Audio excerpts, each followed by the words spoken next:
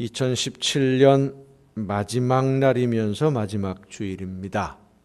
지난 한 해 잘 지내신 것 같습니까? 잘 지내신 것 같습니까? 국제시장이라고 하는 영화를 보면 주인공이 마지막 장면에서 지나온 시간들을 회상하면서 혼잣말을 합니다. 이만하면 잘 살았지요. 주인공이 나이가 어렸을 때에 흥남부두 철수 때 아버지와 헤어지고 나서 어머니와 동생들을 거두면서 나이 어림에도 불구하고 가장으로서 고난의 시절을 보냅니다. 가정을 돌보기 위해서 독일에 광부로 가서 일하다가 죽을 고비를 넘기기도 하고, 베트남 전쟁 때는 장사를 하기 위해서 전쟁터에 뛰어들기도 합니다. 그렇게 힘들게 어렵게 고난 속에서 할아버지가 된 이 주인공이 마지막에 가서는 이산 가족 찾기 방송을 통해서 흥남부두에서 헤어진 여동생을 또 만납니다. 이 여동생을 찾아서 명절에 온 가족이 모여서 잔치를 하는데 주인공이 혼자서 자기 방에 들어갑니다. 그리고는 아버지의 사진을 꺼내 들고 수십 년 전 헤어진 아버지를 바라보면서 말합니다. 아버지, 저 이만하면 잘 살았지요. 한 해를 마무리하는 오늘 하나님 앞에서 따라합시다. 하나님, 저 이만하면 잘 살았지요. 왜 고개를 숙이십니까? 자신 없으세요? 하나님 앞에 다시 합시다.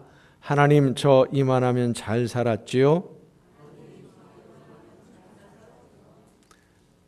하나님이 그래, 잘 살았다 말씀해 주시는 은혜가 여러분 모두에게 충만하게 임하시기를 예수님의 이름으로 축원합니다.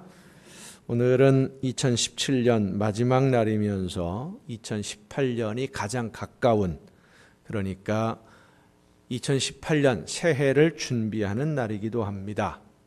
오늘 본문 말씀을 보면 누구든지 그리스도 안에 있으면 새로운 피조물이라 이전 것은 지나갔으니 보라 새 것이 되었도다 그랬어요. 새 것이 되었다. 새 것과 고친 것은 차이가 참 많습니다.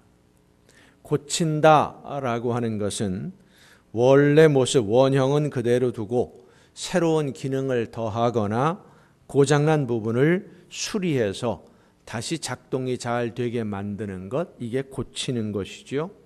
건물로 말한다면 리모델링을 한다든지 내부 인테리어를 바꾼다든지 이것이 바로 고치는 겁니다. 새 것은 고치는 게 아니라 새로 만듭니다. 건물로 말한다면 다 헐어버리고 새 건물을 짓는 거예요. 여러분, 하나님은 여러분을 리모델링하지 아니하시고 새로 만드신 줄로 믿으시길 바랍니다. 새로운 피조물로 만드셨어요. 한 해가 가고 새 해가 시작이 되면 지난 해의 달력 떼어버리고 새 달력을 새로 만들어 걸듯이 완전히 새로운 것이 되는, 새 것이 되는 것, 완전히 다르다라는 말씀이에요. 냉장고가 오래되어서 음식 보관이 잘 안 되면 부품을 바꾸고 고칠 수도 있겠습니다만은 오래된 것 버리고 새 것을 사는 것처럼 새 사람이 되면, 예수 그리스도 안에서 새 사람이 되면 새 사람이 되기 이전과는 다른 새로운 삶을 살게 된다는 말씀이에요. 요즘 새로 나오는 가전제품들을 보면 참 신기한 것들이 많습니다. 예전에 영화에서나 나오던 별의별 기능들이 다 들어있는 그런 가전제품들이 요즘 매장에서 일반적으로 팔려요. 사람의 말을 알아듣고 작동하는 냉장고, TV들도 이제는 집에서 흔하게 볼 수 있고, 요즘 여러분 TV 선전 나오는 거 많이 보시죠? 아무개야 뭐 좀 틀어줘 그러면 탁 나오고요. 어느 방송 무슨 드라마 좀 찾아줘 그러면 탁 나오고요. 되게 신기해요. TV도 말을 알아듣고요. 냉장고도 말을 알아듣고요. 자동차들도 요즘 보면 사람이 운전하지 않고 어디 가자 그러면 지 혼자 살아서 갑니다. 정말 편한 세상이 되었습니다. 중요한 것은 새 차를 사거나 새 가전제품을 사면 사용 설명서를 잘 읽고 그 사용법을 잘 익혀야 됩니다. 새 것을 샀는데 사용하는 방법을 모르면 이게 무용지물이에요. 며칠 전에 아는 목사님에게 재밌는 이야기를 들었습니다. 아는 목사님이 저보다 연배가 좀 높으신 분이신데 도시에서 목회를 하시다가 일찌감치 은퇴를 하시고 작은 시골 교회에 부임을 하셨어요. 아주 작은 마을이 있는 그런 교회인데 그 마을에 교회에 가서 새로 부임을 하신 다음에 지역 사회를 위해서 마을을 위해서 무엇을 할까 고민을 하다가 마을 소식지도 좀 만들고 시골에 보면 이제 어르신들밖에 없으니까 연세가 높으신 분들밖에 안 계시니까 이분들 좀 사진도 좀 찍어드리고 그래야 되는데 사진을 출력할 수 있는 프린터를 좀 하나 사야 되겠다 싶어서 포토 잉크젯 복합기 뭐 새로 나온 거래요. 사진도 뽑고 마을 소식지 신문도 인쇄할 수 있고 뭐 여러 주보도 만들고 여러 가지 할 수 있는 그런 복합적인 기능을 가진 좋은 것을 추천을 받아서 구입을 했는데 포장을 뜯는 순간부터 난관에 부딪혔습니다.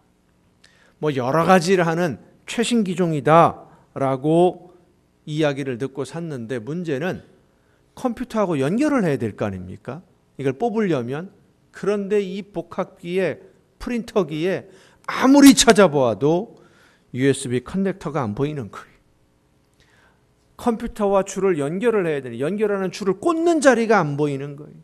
아무리 찾고 뒤집어보고 엎어보고 뚜껑 열어보고 다 열어봐도 꽂는 자리가 없어요. 그래서 이분이 목사님이 생각하기를 요즘은 최신 기능이라서 선이 없이도 그냥 무선으로도 연결이 되나 보다 해가지고 그렇게 해보려고 해도 이게 또 안 되는 거예요. 저녁 내내 시골이니까 택배가 좀 늦게 도착을 했나 봐요. 오후부터 시작해서 저녁 내내 씨름을 하고 또 씨름을 하다가 새벽 기도에 마치고까지 씨름을 하다가 안 돼가지고 찾을 수가 없어서 아침에 9시가 되자마자 서비스 센터로 전화를 했답니다. 이게 도대체 어디 있느냐?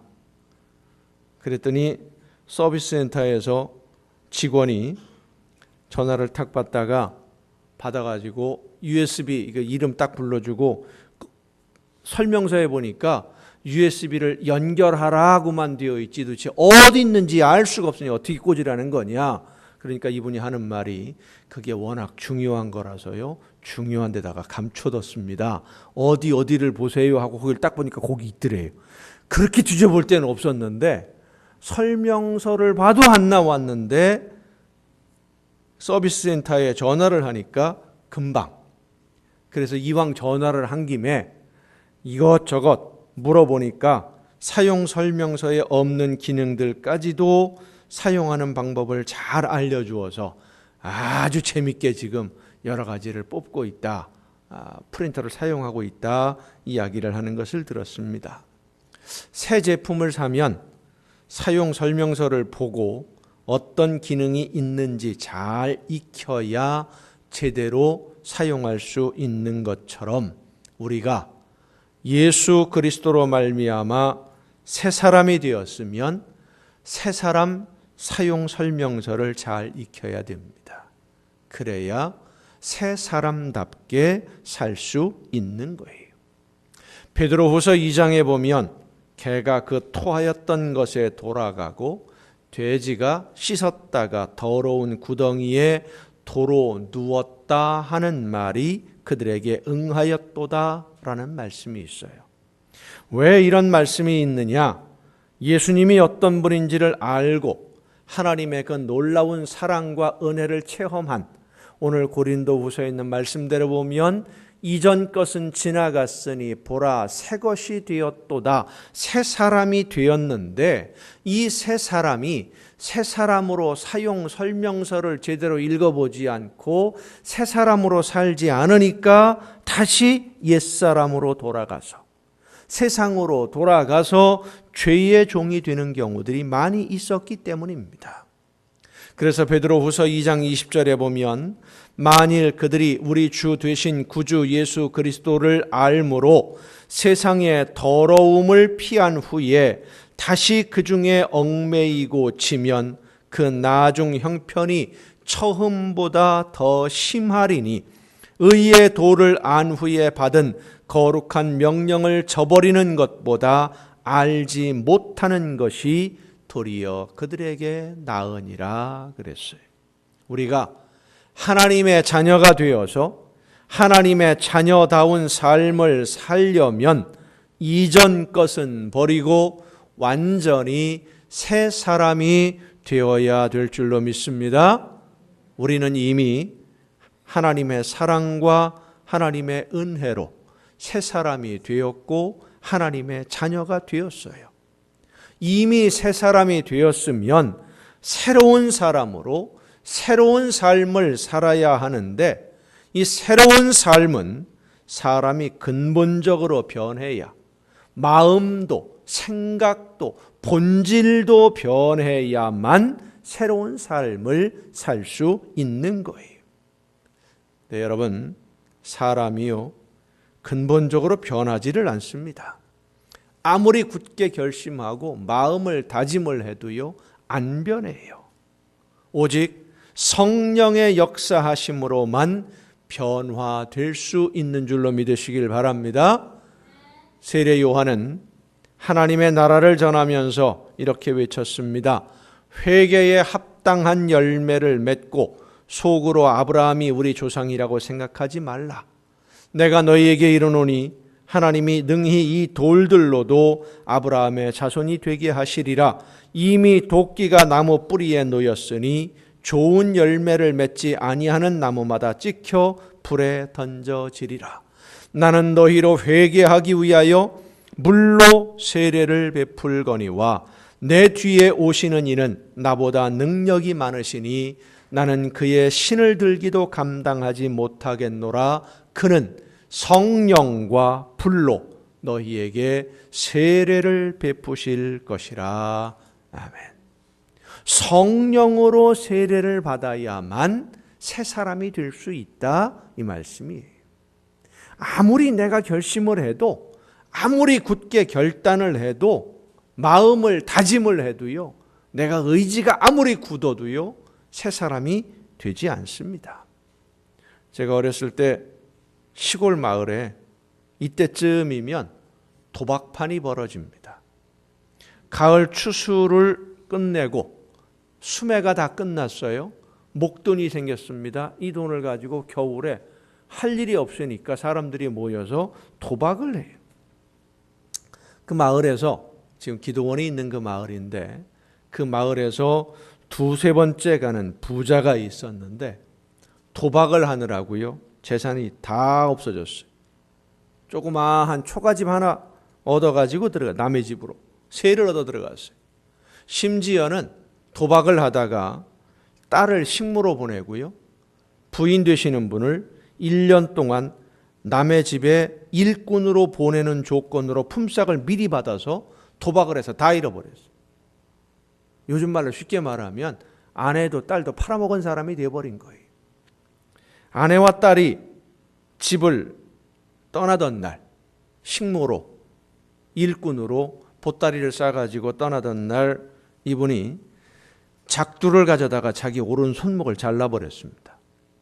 다시는 도박을 하지 않겠다고.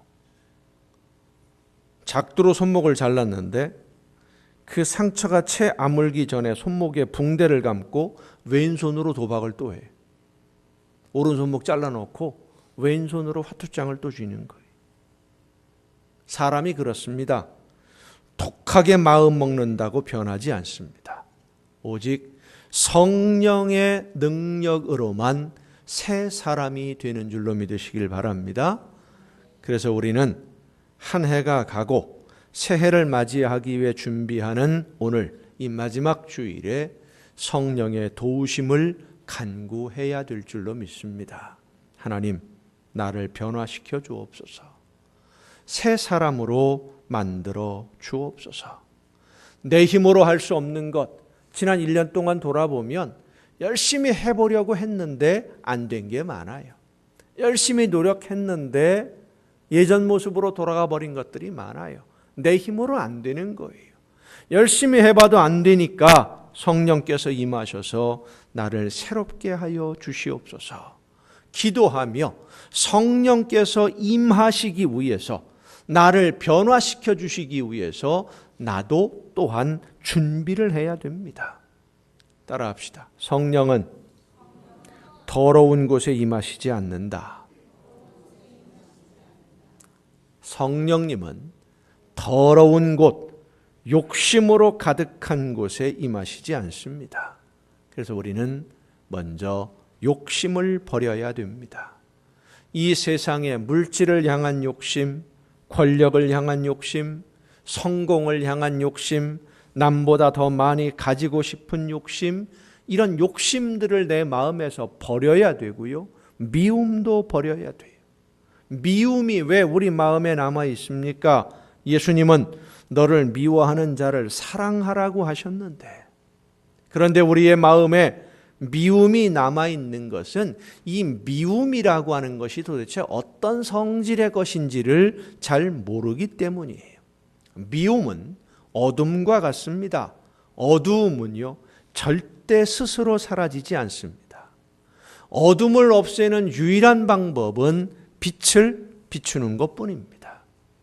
우리의 마음에 미움이, 어둠이 자리를 잡고 있으면 아무리 노력을 해도요, 이 미움이 사라지지 않아요. 여러분, 미운 사람 생기면은요, 그 사람 생각 안 하려고 하면 더 생각이 나요.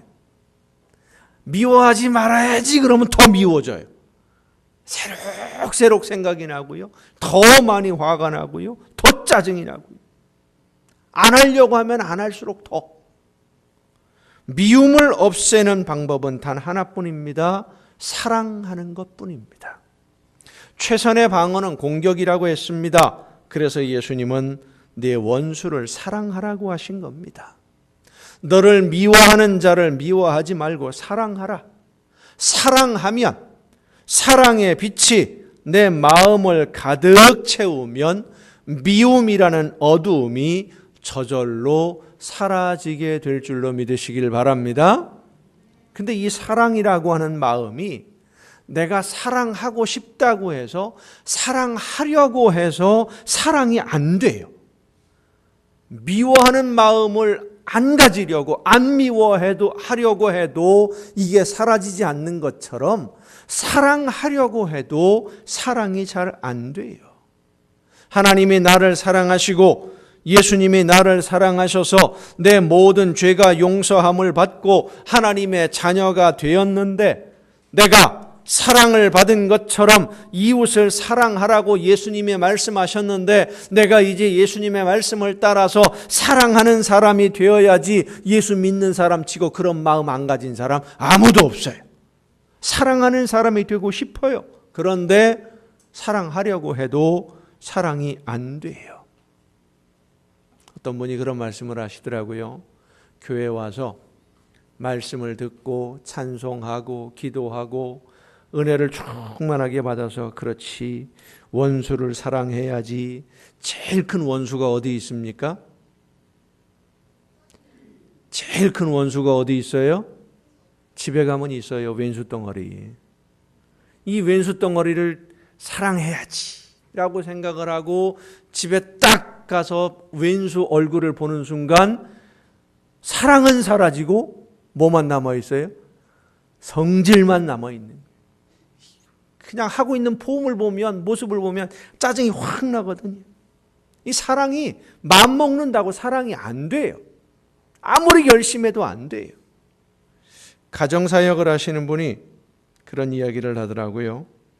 남자와 여자가 만나서 사랑을 하게 되는 조건이 있고, 사랑하는 사람과 결혼을 하면 싸우게 되는데, 싸우게 되는 이유가 있답니다. 관식 씨, 잘 싸우지? 솔직히 말해서 싸우는 거예요. 김용순 집사님, 저 뒤에 있는 신엄수 집사님과 가끔 싸우지요? 자주 싸워도 돼요. 싸우면서 정드는 거고 싸우면서 사랑하는 거니까. 그 맹권사님, 저 며느리가 아들하고 싸운다고 뭐라고 하지 마요. 안 해요? 또 아무 말도 안 하면 안 되지. 관심은 가져줘야지. 왜 싸우나 하고. 그렇잖아요.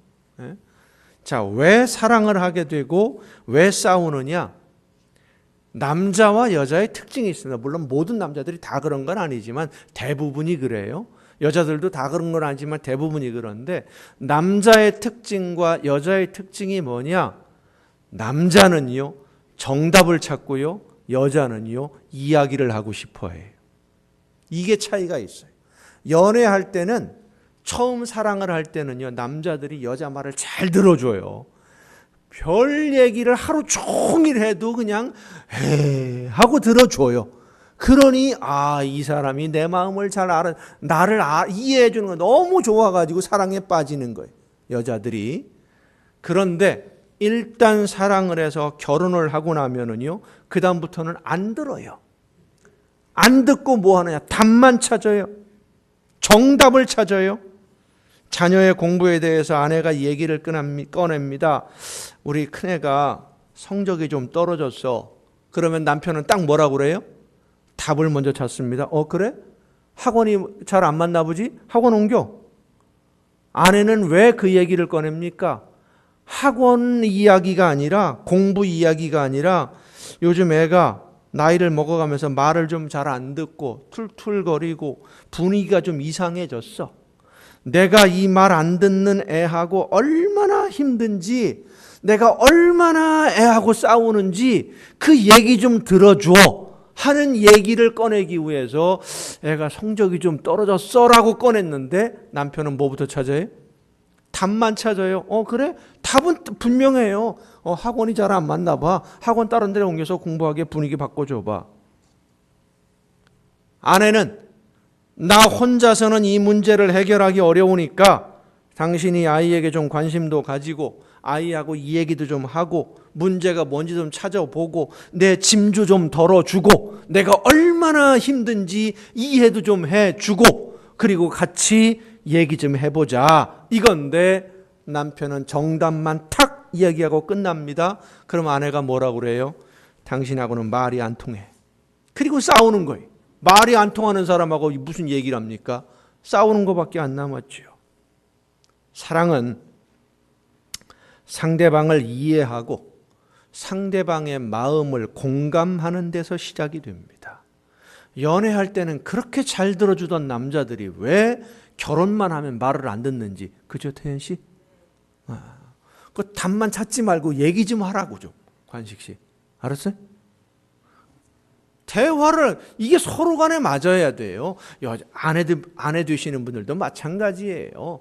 남자들이 답만 찾는 이유가 있어요. 하루 종일 바깥에 나가서 답만 찾다 왔거든. 그러니까 이게 습관이 돼 있는 거예요. 여러 가지 이야기한 하루 종일 사람들 사이에서 시달리면서 살다 보니까 하루 종일 뭔가 이야기를 하다 보니까 말을 더 이상 하기가 힘들어. 그러니까 답만 찾는 거예요. 그런 마음을 좀 이해를 해주고 서로 간에 공감해주고 거기에서 사랑이 시작되는 거예요. 예수님이 이 세상에 사람으로 오신 이유가 바로 여기에 있습니다.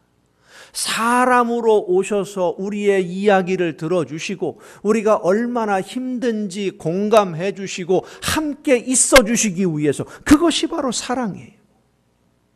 사람으로 찾아오셔서 우리를 사랑하시는 예수님의 사랑으로 우리 모두가 사랑받는 하나님의 자녀가 되었어요. 예수님의 사랑으로 사랑받는 자녀가 되었으면 우리도 또한 사랑하는 하나님의 자녀가 된 줄로 믿으시길 바랍니다. 자석에 붙은 쇠붙이는 자석과 똑같은 성질을 띠게 됩니다. 쇠붙이는 스스로 자석이 될 수 없지만 자석에 붙어 있으면 자석과 같은 힘을 가지게 되는 것처럼 우리가 하나님의 사랑을 받은 자녀이면 우리도 예수님처럼 모든 이웃을 사랑할 수 있는 하나님의 자녀로 이미 변화된 줄로 믿으시길 바랍니다. 내가 억지로 무엇인가 해서가 아니라 예수님이 내가 너희를 사랑한 것과 같이 너희도 서로 사랑하라 하신 것은 할 수 없는 것을 하라고 하신 게 아닙니다. 사랑할 수 있으니까, 이미 사랑을 받아서 사랑하는 자녀가 되었으니까, 이미 새 사람이 되었으니까 새 사람답게 살라는 말씀이에요. 김영애라고 하는 유명한 연예인이 있습니다. 기억하십니까? 국민 엄마 비슷하게 불리워졌던 분인데 올해 4월 달에 췌장암으로 이분이 세상을 떠나셨어요. 이분이 2001년도에 황토 화장품 사업을 시작을 했습니다. 사업을 시작한 이유를 한 기자가 물으니까 이분이 뭐라고 대답을 했느냐? 하고 싶은 연기를 하기 위해서 사업을 한다. 이게 무슨 말이냐 물으니까 이분이 대답하기를 먹고 살기 위해서 연기를 한 적이 참 많았는데 먹고 살기 위해서 연기하지 않고 정말로 내가 하고 싶은 작품 활동을 하고 싶어서 사업을 시작을 했다. 초기에 이분이 워낙 유명한 분이다 보니까 이름 유명세를 타고 사업이 잘 됐어요. 그런데 한 방송의 소비자 고발 프로그램에서 황토팩에서 중금속이 검출되었다고 보도를 했습니다. 그분이 만드는 황토 화장품, 황토팩 뭐 여러 가지가 있었는데 그 황토팩에서 중금속이 검출되었다라고 방송에 딱 터지면서 큰 타격을 입었어요.